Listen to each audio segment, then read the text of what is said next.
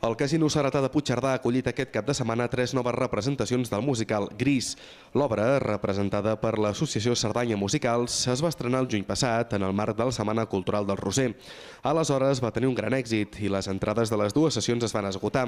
És per això que es va decidir fer dues funcions més a finals d'octubre. En aquesta ocasió, i en vista que les entrades per la sessió de divendres al vespre i la de diumenge a la tarda es van esgotar en qüestió d'hores, l'associació va decidir fer una altra representació diumenge al migdia, que també es va gairebé omplir. Vam emplenar les funcions de divendres a la nit i la de diumenge al vespre, i la que vam fer extra el diumenge al matí, tot i que era una hora dolenta per anar a veure teatre, doncs vam tenir pràcticament tota la platea plena, que són unes 180 persones un diumenge al matí, que està molt bé.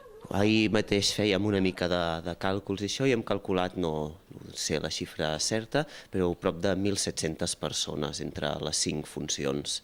I realment doncs, estem molt contents que la gent hagi respost amb aquestes ganes i donant-nos aquest suport.